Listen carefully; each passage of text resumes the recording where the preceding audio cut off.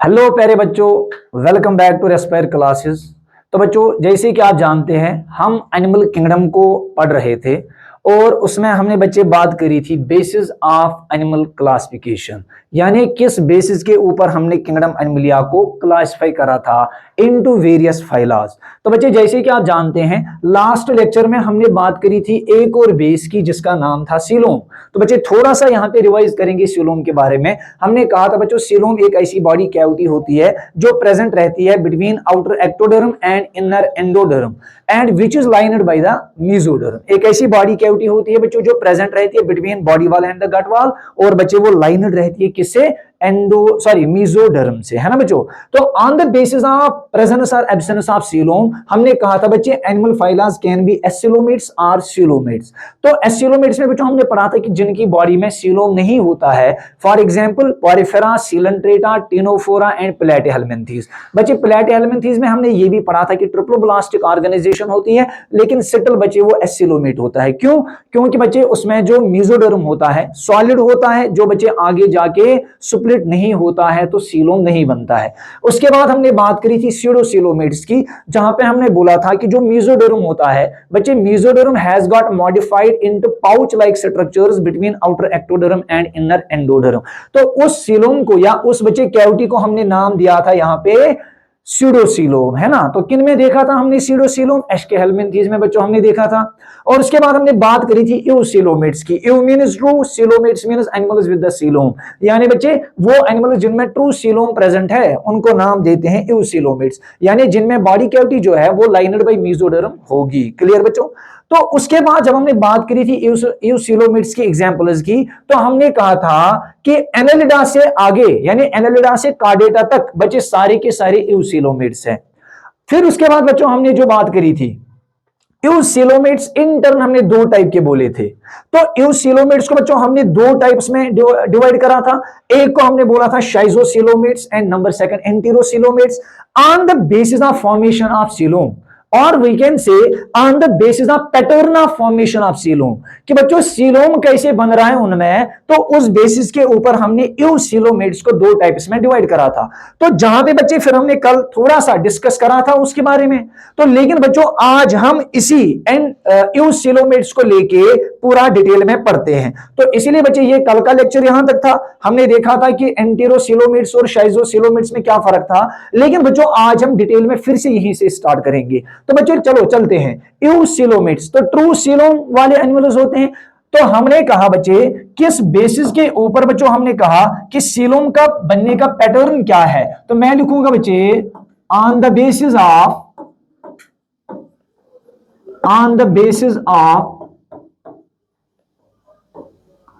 Pattern of coelom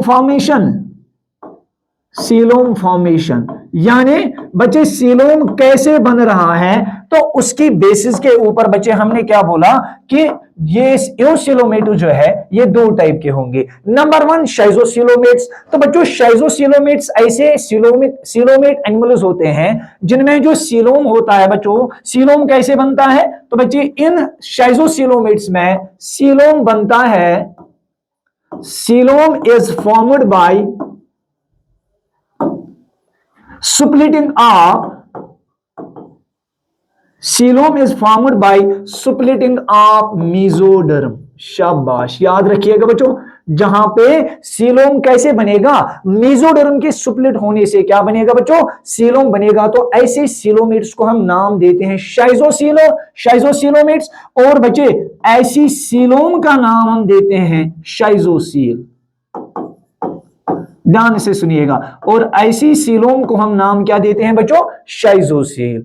examples की बात करेंगे तो बच्चे किन एनिमल्स में हमने देखा था कि सीलोम बनता है by the splitting of mesoderm, तो बच्चों इसमें हमने एग्जाम्पल्स याद रखी थी एनालिडा, उसके बाद बच्चों आर्थ्रोपोडा, और उसके बाद बच्चों हमने इसमें क्या पढ़ा था, मोलस्का। क्या नाम दिया बच्चों हमने? मोलस्का। तो ये 3 एग्जांपल शाइजोसीलोमेट्स में आती है। Number next type of eucoelomates is enterocoelomates. What is enterocoelomate? बच्चे ऐसे यूसीलोमेट्स जिनकी बॉडी के अंदर जो सीलोम बनता है, एंटेरोसील जिसको हम कहेंगे बच्चे, वो बनता है by the out pocketing of the embryonic endoderm और गट। मैं लिखूंगा बच्चे, यहां पे मैं लिखूंगा coelom is formed, coelom is formed by outpocketing of embryonic endoderm और बच्चे जिसको हम गट बोल सकते हैं या बच्चे आर्केंटेरॉन कह सकते हैं, आर्केंटेरॉन। बात समझ आ रही है? तो बच्चे वो सीलोम जो कैसे बनता है बच्चे? Out pocketing of the embryonic endoderm से बनता है। बच्चे उस सीलोम का हम नाम क्या देते हैं? बच्चे उस सीलोम को हम क्या कहते हैं बच्चे? उसको हम कहते हैं एंटेरोसील। शाबाश, एंटेरोसील। बात समझ आ रही है? तो बच्चे अब किन एनिमल्स में एंटेरोसील पाया जाता है? सीलोम उनमें by the out pocketing of meso endoderm कैसे बनता है, किन में बनता है? तो बच्चों एग्जांपल्स हम यहां लिखेंगे, यहां एनेलिडा, आर्थ्रोपोडा, मोलस्का, और बच्चों यहां हम लिखेंगे एकाइनोडर्मेटा, एकाइनोडर्मेटा, कामा हेमिकॉर्डेटा। बात करेंगे बच्चों हेमिकॉर्डेटा, और बच्चों लास्ट में हम बात करेंगे किसकी? कॉर्डेटा की। बात करेंगे किसकी बच्चों?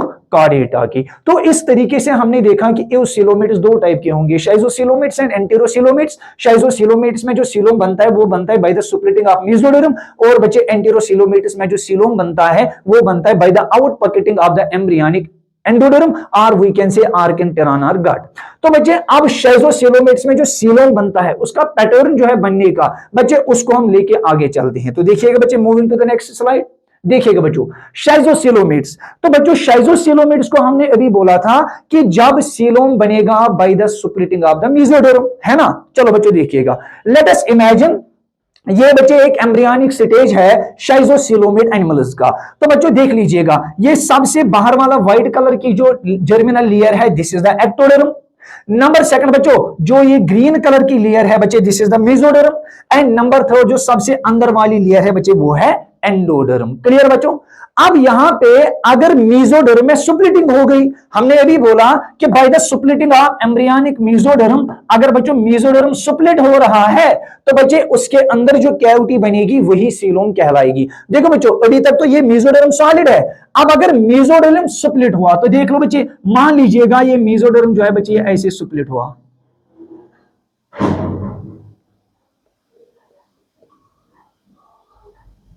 देख लीजिएगा बच्चे ये मेसोडर्म सुप्लिट हुआ, तो बच्चों यही मेसोडर्म यहां से भी तो सुप्लिट होएगा, है ना?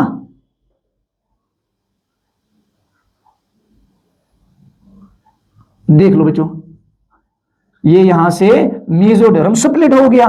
तो आप देख सकते हैं बच्चे कि जब ये मेसोडर्म सुप्लिट हुआ है क्या हुआ बच्चों?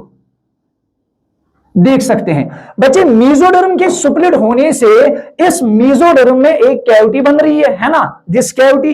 तो बच्चे इसी कैविटी का जो नाम होगा वो क्या होगा बच्चे? वो सीलोम होगा, है ना? हम सीलोम बोलेंगे या बच्चे इसी को हम नाम देंगे शाइजोसील।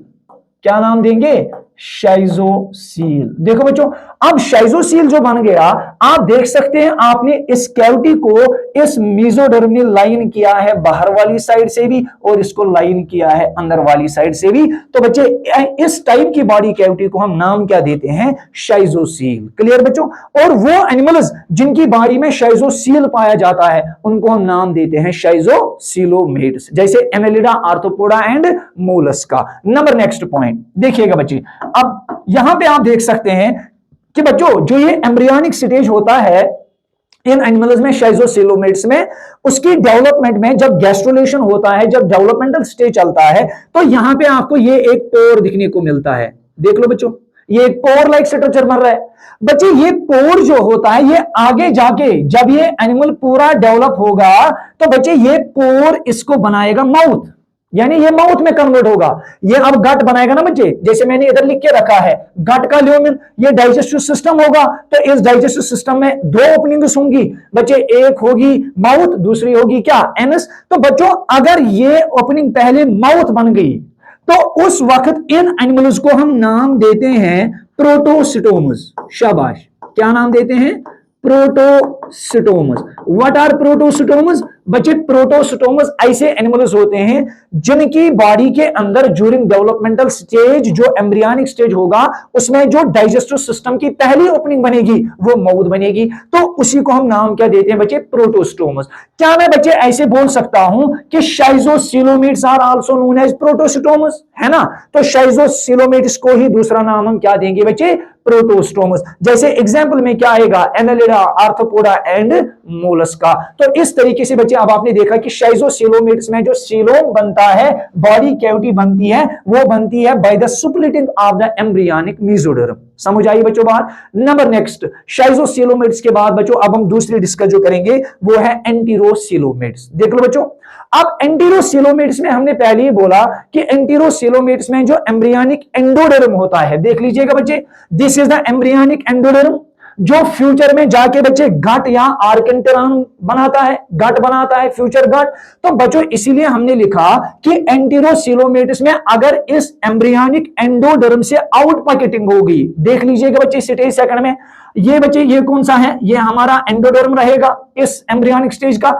अगर एम्ब्रियनिक स्टेज से आउट पॉकेटिंग होगी, बाहर की तरफ पॉकेटिंग होगी, तो बच्चों ये आउट पॉकेटिंग आगे जाके इस तरीके से एक और स्ट्रक्चर बनाएगा, एक और सीलोम बनाएगा, ये वाला बच्चे, और जिस सीलोम का हम नाम क्या देंगे, एंटीरोसील। जैसे आप यहां देखते हैं आउटर बच्चे, ये है एक्टोडर्म, ये है एंडोडर्म, है ना, ये एक्टोडर्म, ये एंडोडर्म। बच्चों ये एक्टोडर्म, फिर से ये एंडोडर्म, और इसके बीच में इस एंडोडर्म से अगर आउट पॉकेटिंग हो गई तो वो आउट पॉकेटिंग आगे जाके बच्चों जब आगे मिलेगी तो बच्चों वो देखेंगे कि आप वो एक आपस में एक कैविटी बना रही है, और जिस कैविटी का नाम हमने दिया एंटीरोसील। तो क्या मैं बोल सकता हूं बच्चे, एंटीरोसील एक ऐसा सीलोम है जो बनता है एम्ब्रियनिक एंडोडर्म की आउट पॉकेटिंग से, है ना बच्चे।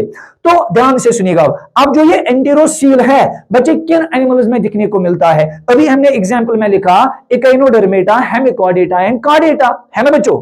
अब यहां पे भी आप देख सकते हैं बच्चों कि यहां पे भी एक और ओपनिंग है, इधर आप देख सकते हैं बच्चे, एक सेकंड के लिए इधर दिखिएगा बच्चों, हाँ देखो बच्चों यहां पे भी एक ओपनिंग है। इस ओपनिंग को अगर आप देखेंगे, ये वाली ओपनिंग, यानी इन एंटीरोसिलोमेट्स में भी जो एम्ब्रियनिक स्टेज के दौरान, डेवलपमेंटल स्टेज के दौरान गैस्ट्रोलोम में जो पहली ओपनिंग बनेगी बच्चों, अगर वो ओपनिंग एनस बन गई, क्या बन गई बच्चों, एनस। आपने उधर देखा था शाइजोसिलोमेट्स में वो पहले बन गया था माउथ में, वो डेवलप हो गया था, लेकिन बच्चों अगर ये एनस में डेवलप हो रही है तो बच्चे इन एनिमल्स को हम नाम देते हैं डिटिरोस्टोमस। शाबाश, क्या नाम देते हैं, डिटिरोसिटोमस, डिटिरोसिटोमस, यानी जिनमें माउथ बाद में बनता है, या हम ऐसे भी कह सकते हैं कि जिनमें अंश पहले बनता है। क्या मैं फिर बोलूंगा बच्चे एंटीरोसिलोमेट्स आर डिटिरोस्टोमस, कि जिनकी डेवलपमेंटल स्टेज के दौरान सबसे पहले जो एम्ब्रियनिक गट की पहली ओपनिंग बनेगी वो क्या होगी बच्चे, वो कहलाएगी अंश, और इन एनिमल्स को हम दूसरा नाम क्या देते हैं बच्चे, डिटिरोस्टोमस। आपको बात समझ आ रही है ना बच्चे, चलिएगा। तो इस तरीके से बच्चे हमने देखा कि सीलोम की बेसिस पे कैसे हमने एनिमल्स को क्या किया बच्चों, क्लासिफाई किया। आई होप कि आपको ये अंडरस्टैंड हुआ होगा। नंबर नेक्स्ट, तो बच्चे moving to the number next basis of animal classification. अभी तक हमने पढ़ा level of organisation, body symmetry, number third diploblastic and triploblastic body organization, and number next coelom. और उसके बाद बच्चों हम फिफ्थ बेसिस ऑफ क्लासिफिकेशन पे आ रहे हैं जिसका नाम है सेगमेंटेशन। देखो बच्चों, व्हाट इज सेगमेंटेशन, सबसे पहले हमें पता होना चाहिए सेगमेंटेशन का मतलब क्या होगा। बच्चों segmentation means repetition of, it means repetition of body parts, या बच्चे हम ऐसे भी लिख सकते हैं linear repetition of body parts, sorry, तो बच्चों हम ये भी लिख सकते हैं linear repetition of body parts. It means linear repetition of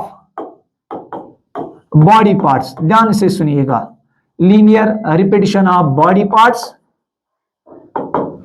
and each body part or each part is known as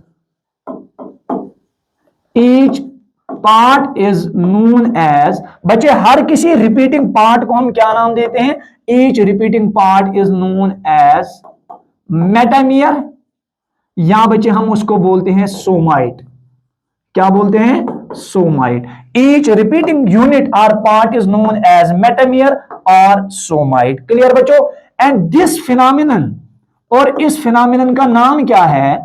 and this phenomenon is known as, यानी बच्चों जहां पे एक एनिमल की बॉडी में रिपीटिंग यूनिट्स लीनियरली बच्चे वो repeat हो रहे हैं, बच्चे इस फिनोमेनन का हम नाम देते हैं मेटामेरिज्म। क्या नाम देते हैं? मेटामेरिज्म, या बच्चे इसी का दूसरा नाम देते हैं metameric segmentation.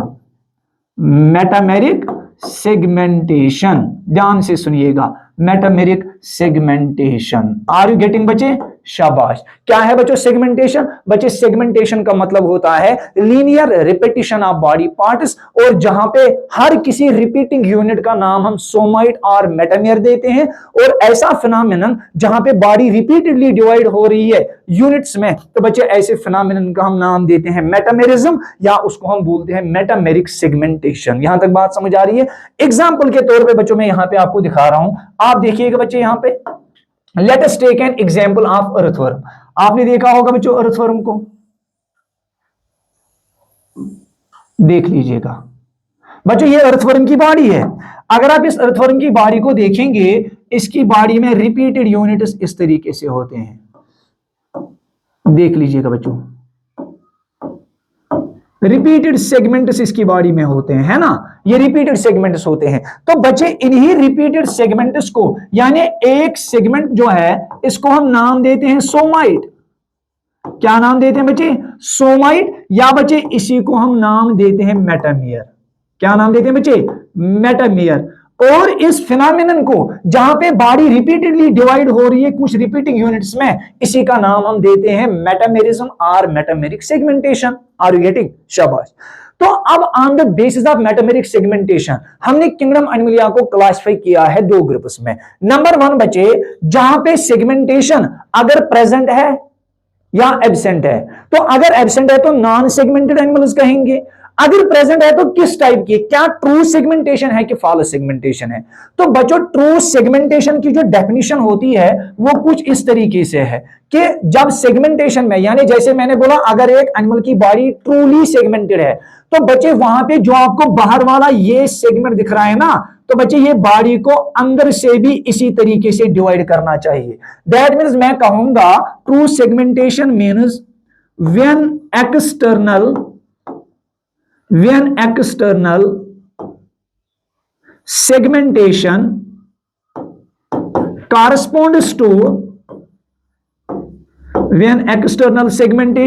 corresponds to internal segmentation। Sorry बच्चे एक सेकेंड, चलिएगा बच्चों।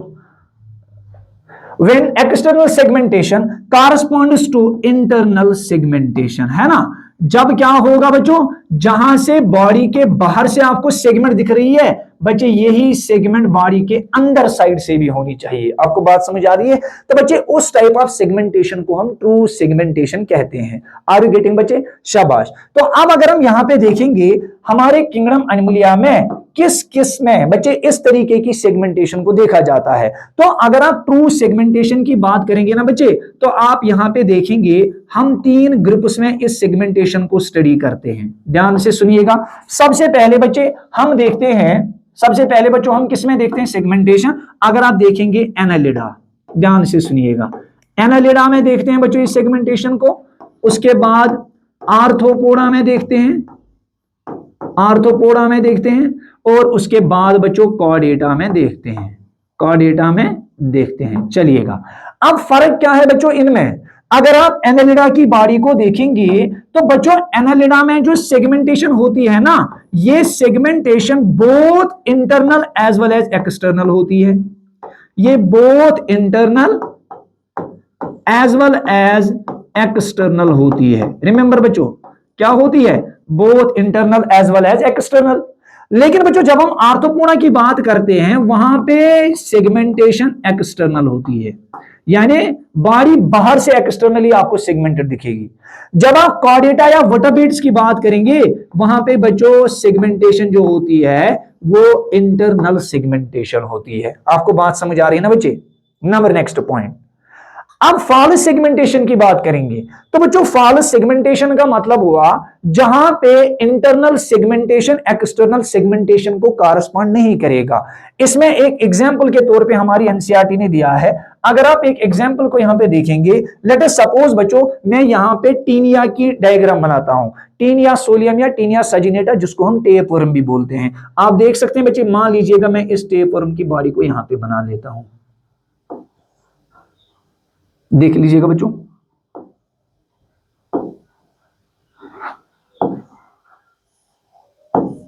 तो इसकी बॉडी के अंदर आप देखेंगे इस हेड रीजन के साथ जिसको हम स्कोलेक्स भी बोलते हैं बच्चों, इसमें इस तरीके के कुछ रिपीटेड यूनिट्स आपको दिखने को मिलेंगे। ध्यान से सुनिएगा बच्चे, इसमें आपको कुछ स्ट्रक्चर्स ऐसे दिखने को मिलेगा। ध्यान से सुनिएगा बच्चे।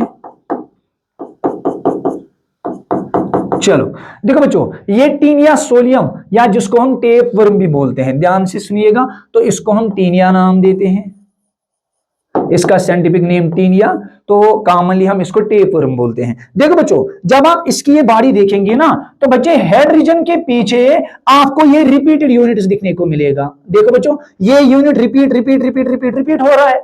तो बच्चों as per the definition linear repetition of body parts is known as metameric segmentation. फिर तो ये सेगमेंटेशन भी मेटामेरिक सेगमेंटेशन है ना, लेकिन बच्चों ये सेगमेंटेशन जो है ये फॉल्स सेगमेंटेशन है, because external segmentation does not correspond to internal segmentation. Sorry बच्चे, तो इसका मतलब हुआ कि जो एक्सटर्नली बॉडी हमें सेगमेंटेड दिख रही है ये अंदर से सेगमेंटेड नहीं होती है। इसीलिए बच्चे this repeated unit is known as proglottid, proglottid. और यही प्रोग्लॉटिड जो बच्चे मैच्योर होते हैं तो बच्चे उनको फिर ड्यूरिंग मैच्योरेशन शट ऑफ किया जाता है ना, यानी ये वाइप आउट होते हैं। जितने जितने ये पीछे की तरफ जाएंगे उतना उतना मैच्योर होके ये बच्चे बॉडी से बाहर आ जाता है। इसीलिए इस टाइप की सेगमेंटेशन को हम नाम क्या देते हैं? False segmentation. तो इसीलिए मैं क्या लिखूंगा बच्चों, इन केस ऑफ मैं लिखूंगा इन taenia body contains repeated units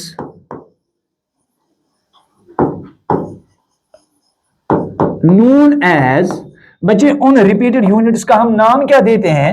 उनका नाम देते हैं बच्चे प्रोग्लॉटिड्स, प्रोग्लॉटिड्स, है ना बच्चों। तो इसीलिए ये फॉल्स सेगमेंटेशन क्यों है? बिकॉज क्यों बच्चों? एक्सटर्नल सेगमेंटेशन जो है, एक्सटर्नल सेगमेंटेशन जो है that does not correspond, that does not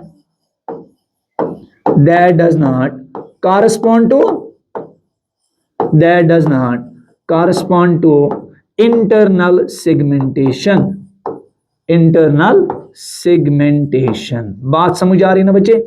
I hope कि आपको ये समझ आया होगा। तो इस तरीके से बच्चे सेगमेंटेशन की बेसिस पे हमने देखा कुछ एनिमल्स हमारे ट्रूली सेगमेंटेड होते हैं तो हम कहते हैं उनमें ट्रू सेगमेंटेशन होता है। एनालिडा, आर्थ्रोपोडा एंड कार्डेटा में होता है। कुछ में फॉल्स सेगमेंटेशन होती है तो बच्चों उसमें हमने एक एग्जांपल पढ़ी है टीनिया सोलियम, जहां पे क्या है बच्चों? फॉल्स सेगमेंटेशन है। क्लियर बच्चों? आई होप आपको ये समझ आया होगा सेगमेंटेशन का पार्ट। नंबर नेक्स्ट मूव करेंगे बच्चे हम आगे, चलिएगा। Notochord, another basis of animal classification. एक और बेस है बच्चे जहां पे हमने क्या किया है, जहां पे हमने किंगडम एनिमलिया को क्लासिफाई करा है। देख लीजिएगा बच्चे, this is the another basis of classification. देखो बच्चों, तो नाम क्या है? इसका नाम है नोटोकॉर्ड, ठीक है ना बच्चों? ध्यान से सुनिएगा, नोटोकॉर्ड की बात करेंगे तो ये नोटोकॉर्ड जो है क्या होता है बच्चों? ये नोटोकॉर्ड क्या होता है? ध्यान से सुनिएगा। तो बच्चों नोटोकॉर्ड जो होता है ये एक मीजोडर्मली ऑरिजिनेटेड एक रॉड लाइक स्ट्रक्चर होता है। किन में प्रेजेंट होता है तो बात करेंगे। पहले मैं बच्चों डेफिनेशन लिखूंगा इसकी, व्हाट इज नोटोकॉर्ड। सबसे पहले बच्चे मैं लिखूंगा नोटोकॉर्ड क्या होता है बच्चों। नोटोकॉर्ड क्या होता है, रॉड लाइक स्ट्रक्चर होता है। ध्यान से सुनिएंगे बच्चे, क्या होता है बच्चों, रॉड लाइक स्ट्रक्चर होता है ना, रॉड लाइक स्ट्रक्चर होता है। Remember the word notochord is rod like structure, rod like structure, ठीक है बच्चों। नंबर नेक्स्ट पॉइंट, मेसोडर्मली इन ऑरिजिन होता है, मेसोडर्मली, मेसोडर्मली ऑरिजिनेटेड होता है। उसके बाद बच्चों number third point, rod like structure होता है, मेसोडर्मली ऑरिजिनेटेड होता है। नंबर थर्ड, प्रेजेंट कहां होता है, present on dorsal side of, present on dorsal side of some animals, some animals, याद रखिएगा। तो मैंने बच्चे 3 पॉइंट्स को यहां पे डिस्कस करा है, तो रिमेंबर, ध्यान से सुनिएगा बच्चे। नंबर 1 हमने क्या बोला, हमने बोला बच्चों ये रॉड लाइक स्ट्रक्चर है, बहुत ही इंपॉर्टेंट है ना, रॉड लाइक स्ट्रक्चर है। उसके बाद बच्चों हमने क्या बोला, हमने कहा कि मेसोडर्मली ऑरिजिनेटेड होता है। बच्चे इसका ऑरिजिन जो है मेसोडर्म, जैसे हम आगे भी पढ़ेंगे बुलड का जो ऑरिजिन होता है मेसोडर्म से होता है, जैसे हमने ये भी पढ़ा था मेसोडर्म क्या होती है, तो ये बच्चों मेसोडर्म से ऑरिजिनेट होता है। नंबर थर्ड, प्रेजेंट कहां रहता है बच्चे, ये इंपॉर्टेंट पॉइंट है, प्रेजेंट कहां रहता है, किस साइड रहता है बच्चे। ये एनिमल्स में, अगर एनिमल्स किसी एनिमल में हमारा नोटोकॉर्ड प्रेजेंट रहता है तो हम देखेंगे कि ये प्रेजेंट रहेगा ऑन द डॉर्सल साइड। जैसे बच्चे हमारी बॉडी है, हमारी बॉडी का ये वाला साइड जो होता है ये वेंट्रल साइड कहलाता है, विच फेसेस द अर्थ, है ना। और इसका जो ये वाला होता है जो अपर की तरफ होता है, इसको हम बोलते हैं बच्चों dorsal side, this is the dorsal side. तो इसी डॉर्सल साइड में कुछ एनिमल्स में ये प्रेजेंट रहता है। तो इसीलिए बच्चे हम कहेंगे नोटोकॉर्ड की बेसिस पे हम एनिमल किंगडम को कैसे क्लासिफाई कर सकते हैं। तो हम कहेंगे बच्चे अगर नोटोकॉर्ड प्रेजेंट है तो हम कहेंगे वो एनिमल्स जिनमें नोटोकॉर्ड प्रेजेंट होगा। अगर किसी में एब्सेंट है तो हम कहेंगे वो एनिमल्स जिनमें नोटोकॉर्ड एब्सेंट है। तो इसीलिए बच्चे मैं लिखूंगा यहां पे on the basis of presence और एब्सेंस ऑफ नोटोकॉर्ड। ध्यान से सुनिएगा बच्चे लोग, on the basis of, on the basis of presence or absence, on the basis of presence or absence of notochord, notochord. तो बच्चे हम एनिमल किंगडम को 2 ग्रुप्स में डिवाइड कर सकते हैं। कितने ग्रुप्स में डिवाइड कर सकते हैं, 2 ग्रुप्स में डिवाइड कर सकते हैं। नंबर 1 जिनमें बच्चों नोटोकॉर्ड है ही नहीं, जिनमें नोटोकॉर्ड है नहीं तो बच्चे मैं लिखूंगा नॉन कॉर्डेट्स, मैं लिखूंगा नॉन कॉर्डेट्स, है ना।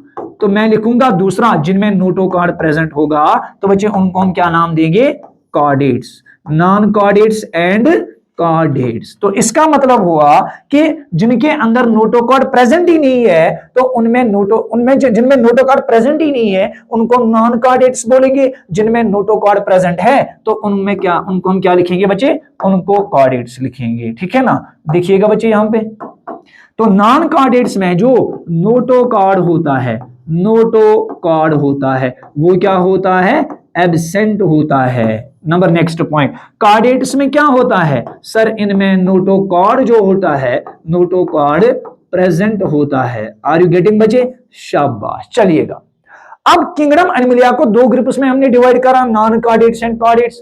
तो नॉन कॉर्डेट्स में कौन कौन सी आ रही है, कौन कौन से फाइलम्स इसमें आ रहे हैं, ध्यान से सुनेंगे बच्चे। तो नॉन कॉर्डेट्स की जब हम बात करते हैं ना बच्चे, तो यहां पे एग्जाम्पल के तौर पे आपको दिखने को मिलेगा phylum Porifera, phylum Porifera to, phylum Porifera to Echinodermata, शाबाश, इकाइनोडर्मेटा, इकाइनोडर्मेटा। बच्चों ये मैं एनसीईआरटी की बात कर रहा हूं, हमारी एनसीईआरटी लिखती है कि नॉन कॉर्डेट्स में पॉरीफेरा से लेकर इकाइनोडर्मेटा आता है ना। लेकिन जब हम उसके बाद porifera, coelenterata, ctenophora, platyhelminthes, aschelminthes, annelida, arthropoda, mollusca, echinodermata, echinodermata तक आ गई बात। अब इकाइनोडर्मेटा के बाद हमारा नेक्स्ट फाइलम आता है हेमिकॉर्डेटा। तो बच्चों जब हम हेमिकॉर्डेट्स की बात करते हैं ना, हेमिकॉर्डेट्स को अगर आप देखेंगे नाम से जैसे लगता है कि हेमिकॉर्डेटा, इनमें हाफ नोटोकॉर्ड होगा, लेकिन असल में क्या हुआ बच्चों, जब हम आगे जाके डिटेल में पढ़ेंगे, प्रीवियसली जब हेमिकॉर्डेट्स को क्लासिफाई किया गया था तो उनकी बॉडी में भी डॉर्सली एक नोटोकॉर्ड लाइक स्ट्रक्चर देखा गया है, तो जिसको बच्चे फिर बाद में स्टोनोकॉर्ड बोला गया, और उस बेसिस पे साइंटिस्ट्स ने उसको भी कॉर्डेट्स में डाला था, तो जिसकी वजह से वो भी इसी के अंदर वो इसके अंदर डाला गया था कॉर्डेट्स में, जिनमें हेमिकॉर्डेट है, नोटोकॉर्ड होता है। लेकिन जब फिर उनको प्योरली डिस्कस किया गया, जब उनको पूरा डिटेल डिस्कस किया गया, स्टडी किया गया, तो देखा गया बच्चे जो नोटोकॉर्ड लाइक स्ट्रक्चर उनमें प्रेजेंट है ना, वो असल में नोटोकॉर्ड नहीं बल्कि वो स्टोनोकॉर्ड है। तो इसीलिए आप यहां पे क्या करेंगे बच्चों, नोट पॉइंट हम ऐड करेंगे, बहुत ही इंपॉर्टेंट पॉइंट होगा इधर। तो यहां पे बच्चों हमारा एक नोट पॉइंट बनेगा, वो नोट पॉइंट क्या होगा, रिमेंबर बच्चे, वो नोट पॉइंट होगा कि हमारा जो कौन है बच्चे, हेमिकॉर्डेटा।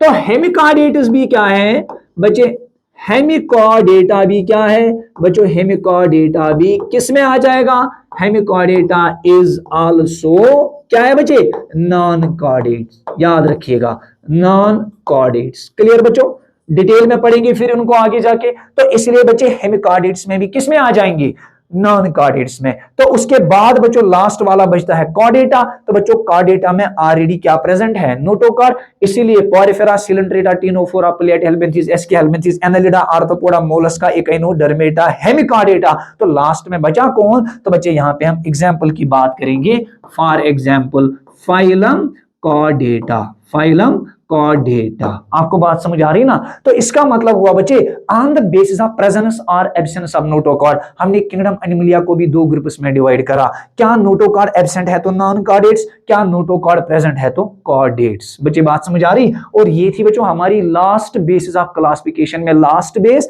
जिसके ऊपर हमने किंगडम एनिमलिया को क्लासिफाई करा। तो बच्चों यहां तक अगर आपको याद होगा, थोड़ा सा हमने एक ग्लिम्प्स में हम इसको डिस्कस करेंगे, एक मिनट के अंदर अंदर रिवीजन करेंगे। तो हमने पढ़ा था बच्चों सबसे पहले कि जब हम अपनी धरती के ऊपर देखते हैं, दाएं बाएं जब हम देखते हैं, तो बच्चों हम different types of animals with different body structure and form देखते हैं। तो बच्चों फिर हमने कहा कि उन एनिमल स्पीशीज को क्लासिफाई करने की जरूरत पड़ गई, क्यों क्योंकि बच्चे अगर हम एनिमल स्पीशीज को क्लासिफाई नहीं करते तो बच्चे क्या होता कि कंफ्यूजन हो जाता, हमें कुछ पता नहीं चलता कि कौन सा स्पीशीज बर्ड है, कौन सा मैमल है, कौन सा रेप्टाइल है। इसीलिए बच्चे साइंटिस्ट्स ने उन एनिमल्स को क्लासिफाई किया, यानी किंगडम एनिमलिया को फिर क्लासिफाई किया on the basis of certain characters, fundamental characters, जिनके ऊपर हमने उनको नाम दिया था बेसिस ऑफ क्लासिफिकेशन। और उसी बेसिस ऑफ क्लासिफिकेशन में हमने level of organisation, body symmetry, diplo और diploblastic body organisation, nature of coelom, segmentation and last वाला क्या पढ़ा हमने बच्चों, नोटोकॉर्ड। तो इस तरीके से हमने पूरे एनिमल किंगडम को यहाँ पे 11 मेजर फाइलास में क्या किया है बच्चों, क्लासिफाई करा है। तो बच्चों moving to the next slide देखिएगा बच्चे। अब ये स्लाइड जो है, तो बच्चों अब आपको मेरे साथ ये काम करना पड़ेगा, क्योंकि हमने ये पूरा डिटेल में पढ़ा हुआ है, सारी बेसिस हमने पढ़ के रखी है। तो इसलिए हम पढ़ेंगे broad classification of kingdom Animalia based on some common fundamental features. अगर आपको याद होगा, generalistic character not used for the animal classification, fundamental characters or features used for the animal classification. तो बच्चों यहां पे आप देखेंगे कि जो हमने पूरा एनिमल किंगडम पढ़ा ना, तो उसकी बच्चे एक ब्रॉड क्लासिफिकेशन को दिया गया है, देख लीजिएगा। तो बच्चे थोड़ा सा हम इस क्लासिफिकेशन में वहां पे अल्टरेशन करेंगे साथ साथ, और पढ़ते भी जाएंगे। देखो बच्चों सबसे पहले अगर आप देखेंगे, यहां पे मैं एक चीज आपको दिखाना चाहूंगा। सबसे पहले बच्चों let us do one thing, हम यहां इसको अलग करेंगे, यहां पे है ना, देखिएगा। मान लीजिएगा बच्चे ये कैरेक्टर्स ऊपर दिए गए हैं, है ना, बेसिस ऑफ क्लासिफिकेशन जिनको हमने पढ़ा था, जैसे आपने पढ़ा था number 1 base, level of organization, symmetry, body cavity, phylum, इसी तरीके से। तो बच्चों ये सारे के सारे यहां तक क्या है, ये है कैरेक्टर्स या बेसिस ऑफ क्लासिफिकेशन, और बच्चे ये डिफरेंट फाइलम्स के नाम नीचे से होंगे। तो देख लीजिएगा बच्चों, सबसे पहले हम क्लासिफाई किसको कर रहे हैं, सर हम क्लासिफाई कर रहे हैं किंगडम एनिमलिया को, जो मल्टी सेलुलर है, जो यूकैरियोटिक है बच्चे, जिनका हेटेरोट्रॉपिक मोड ऑफ न्यूट्रिशन है, पढ़ाना हमने। तो इस किंगडम एनिमलिया को जब आप लेवल ऑफ ऑर्गेनाइजेशन से देखेंगे, देखो बच्चों यहां पे मैं लिखूंगा, मान लीजिएगा मैं लिखूंगा किंगडम एनिमलिया, किंगडम एनिमलिया। अब आपने किंगडम एनिमलिया के अंदर भी देखा कि लेवल ऑफ ऑर्गेनाइजेशन कितनी हो सकती है। तो बच्चों आपने लेवल ऑफ ऑर्गेनाइजेशन के अंदर भी देखा, या तो ये सेल्यूलर लेवल ऑफ ऑर्गेनाइजेशन होगा, या तो ये टिश्यू लेवल ऑफ ऑर्गेनाइजेशन होगा, या तो ये ऑर्गन लेवल ऑफ ऑर्गेनाइजेशन होगा, या तो ये organ system level of organization होगा। ध्यान से सुनिएगा बच्चे, मैं लिखूंगा सेल्यूलर लेवल ऑफ ऑर्गेनाइजेशन, मैं लिखूंगा टिश्यू लेवल ऑफ ऑर्गेनाइजेशन, मैं लिखूंगा ऑर्गन लेवल ऑफ ऑर्गेनाइजेशन, और बच्चे ये है organ system level of organization. तो यही पढ़ा ना हमने, देखिएगा। Number next symmetry. तो देखो बच्चों, आपने जितने भी लिविंग ऑर्गेनिज्म्स को अब पढ़ा, ध्यान से सुनिएगा बच्चे लोग। सेल्यूलर लेवल ऑफ ऑर्गेनाइजेशन किन में देखा और उनमें आपने सिमेट्री कैसी देखी? तो बच्चे आपने सिमेट्री के अंदर, जिनके अंदर सेल्यूलर लेवल था, आपने उनमें सिमेट्री देखी थी मोस्टली एसिमेट्रिकल। ध्यान से सुनिएगा, मोस्टली एसिमेट्रिकल। अगर आपको याद आ रहा होगा, ये असल में पॉरिफेरा की बात कर रहा है, जहां पे हमने बोला था poriferans are mostly asymmetrical except sycon and leucosolenia. याद आ रहा है ना? शाबाश बच्चे। Number next, tissue level of organisation किन में देखा और उनमें सिमेट्री क्या आ रही है? तो बच्चों जहां पे आपने टिश्यू लेवल ऑफ ऑर्गेनाइजेशन देखा था, उनमें आपने सिमेट्री को रेडियल सिमेट्री देखा था। याद करो बच्चों, सीलेंट्रेटा, टेनोफोरा एंड अडल्ट इकाइनोडर्मस। तो बच्चे उनमें आपने क्या देखा? रेडियल सिमेट्री, है ना? उसके बाद ऑर्गन लेवल ऑफ ऑर्गेनाइजेशन किसमें देखा? तो बच्चों आपने वो प्लेटीहेल्मिन्थीज में देखा।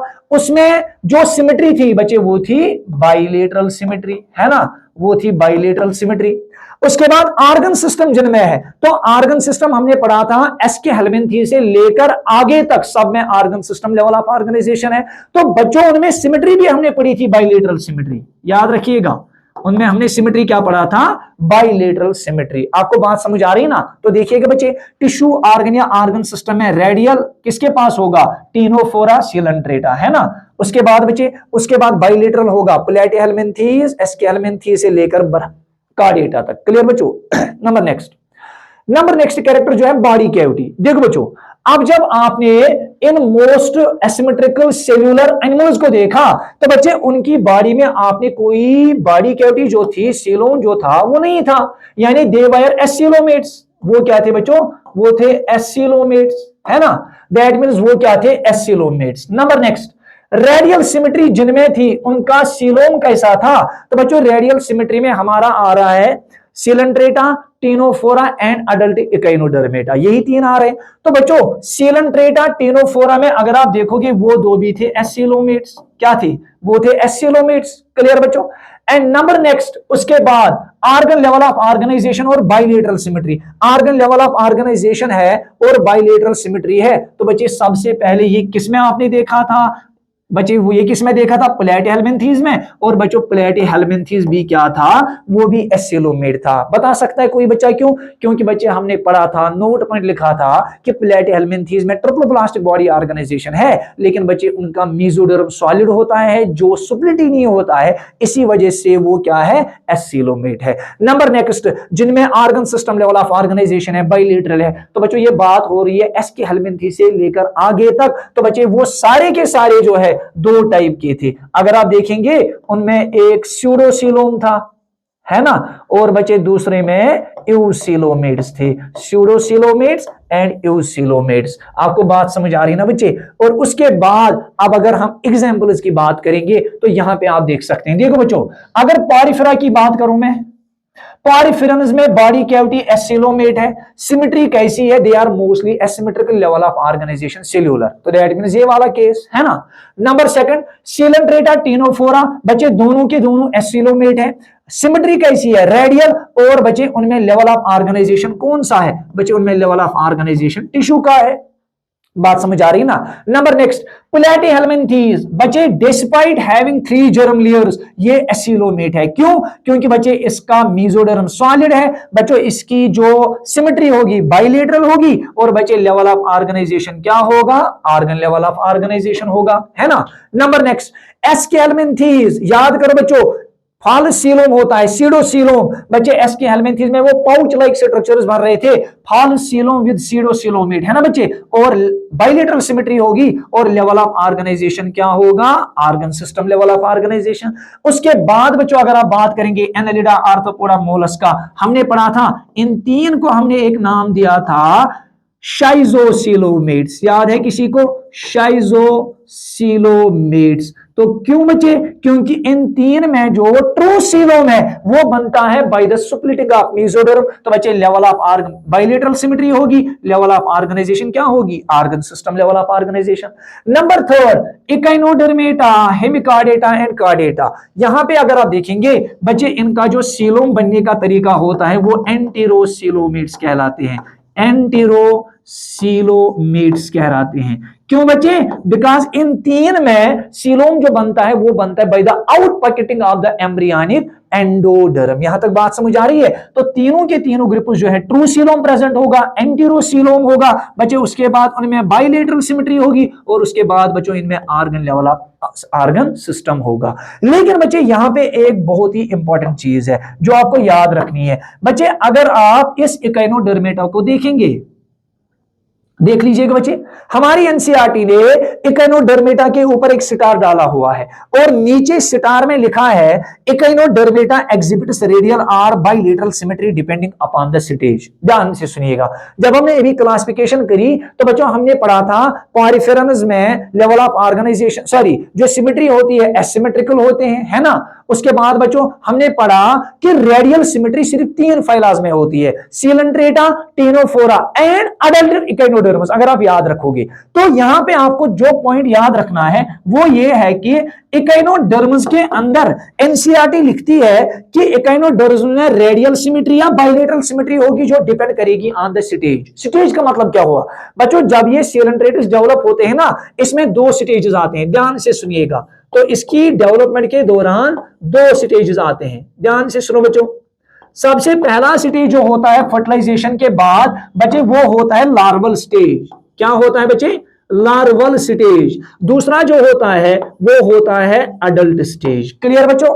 अब लार्वल स्टेज और अडल्ट स्टेज जो है बच्चे ये दोनों अलग अलग स्टेजेस है। तो एनसीईआरटी लिखती है कि डिपेंडिंग अपॉन द स्टेज उनमें जो सिमेट्री होगी वो या तो रेडियल होगी या बाइलेटरल होगी। लेकिन बच्चों हमने ऑलरेडी पढ़ा है कि अडल्ट इकाइनोडर्मस में कौन सी सिमेट्री होती है, सर अडल्ट इकाइनोडर्मिस में रेडियल सिमेट्री होती है, जो हमने कल पढ़ा था, याद रखिएगा, रेडियल सिमेट्री। बात समझ आ रही ना। तो इसका मतलब हुआ लार्वा के अंदर जो सिमेट्री होगी वो होगी बाइलेटरल सिमेट्री। क्या होगी बच्चे, बाइलेटरल सिमेट्री। यहां तक समझ आया बच्चों। तो ये था बच्चे broad classification of kingdom Animalia based on some common fundamental features. तो इस तरीके से हमने देखा कि कैसे हमने किंगडम एनिमलिया को on the basis of some fundamental characteristics which form the basis of animal classification, उसके उनके बेसिस के ऊपर हमने किंगडम एनिमलिया को कितने मेजर फाइलाज में क्लासिफाई किया, सर हमने 11 मेजर फाइलाज में क्लासिफाई किया। तो इस तरीके से बच्चे यहां तक हमारा कंप्लीट हो गया है broad classification of kingdom Animalia. तो इस तरीके से बच्चे जब हम नेक्स्ट लेक्चर की बात करेंगे तो उसमें बच्चों अब हम इन फाइलाज को एक एक करके उठाएंगे। जैसे मैंने बोला था वो एक्रोनिम याद करने के लिए, तो इसलिए बच्चों जब हम कल का लेक्चर स्टार्ट करेंगे तो पहले आपको सबसे पहले टिप ऑफ द टंग वो एक्रोनिम याद होना चाहिए सारे फाइलाज का। तो आई होप बच्चे आपको अंडरस्टैंड हुआ होगा। तो आज के लिए बस इतना ही, थैंक यू।